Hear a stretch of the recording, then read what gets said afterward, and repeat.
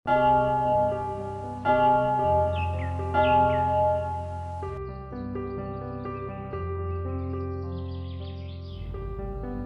nama Bapa dan Putra dan Roh Kudus, amin.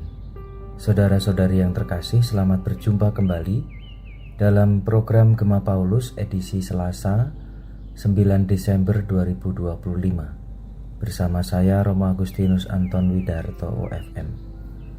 Hari ini bersama gereja kita akan bersama-sama mendengarkan dan merenungkan Injil Matius bab 18 ayat 12 sampai 14. Tuhan bersamamu dan bersama rohmu. Inilah Injil suci menurut Matius. Dimuliakanlah Tuhan. Sekali peristiwa Yesus berkata kepada murid-muridnya, "Bagaimana pendapatmu jika seorang mempunyai 100 ekor domba dan seekor di antaranya sesat? Tidakkah ia akan meninggalkan yang 99 ekor di pegunungan lalu pergi mencari yang sesat itu? Dan aku berkata kepadamu, sungguh, jika ia berhasil menemukannya, lebih besarlah kegembiraannya atas yang seekor itu daripada atas yang ke-99 ekor yang tidak sesat. Demikian juga Bapamu yang di surga tidak menghendaki seorang pun dari anak-anak ini hilang." Demikianlah sabda Tuhan, terpujilah Kristus.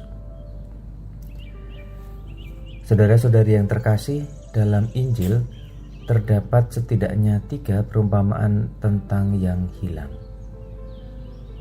Pertama, domba yang hilang.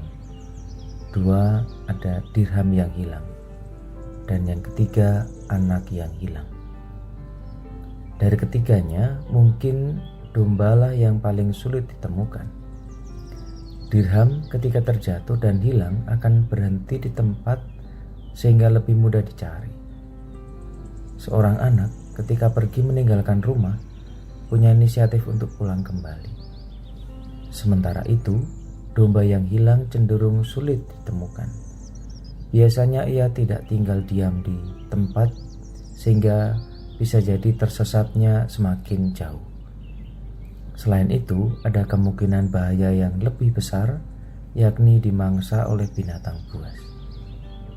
Oleh karena itu, saudara-saudari yang terkasih, ketika salah satu dombanya tersesat, seorang gembala mesti bertindak cepat, segera mencari dan menemukan, sebelum makin jauh tersesatnya atau bisa jadi dimangsa binatang buas. Dan itulah yang dilakukan Tuhan kepada kita. Betapa besar cinta Tuhan kepada kita, meskipun kita seringkali tersesat dan menghilang dari hadapannya. Misalnya karena kita sibuk dengan diri kita sendiri, dengan pekerjaan-pekerjaan kita, dengan kesenangan-kesenangan kita, atau dengan urusan-urusan duniawi lainnya. Tetapi Tuhan tetap mengasihi kita. Ia tidak hanya menunggu kita kembali, tetapi mencari. Kasih dan perhatiannya tidak hanya secara kolektif, tetapi juga secara personal. Kita masing-masing, satu persatu, pribadi per pribadi, dicintai dan diperhatikannya.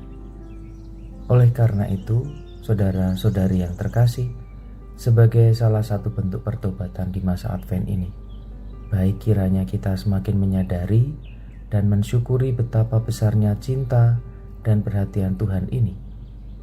Marilah kita menjadi orang yang mudah dicari oleh Tuhan dan sesama, terutama yang membutuhkan.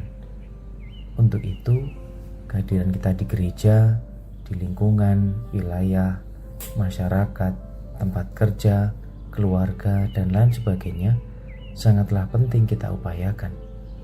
Tidak mudah untuk absen, bolos, membatalkan janji, atau sering terlambat.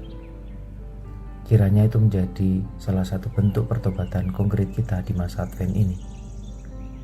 Oleh karenanya mari kita mohon berkat Tuhan agar kita semakin menjadi anak-anaknya yang tekun dan setia hadir di hadapannya dan tidak lagi mudah menghilangkan diri dengan berbagai alasan.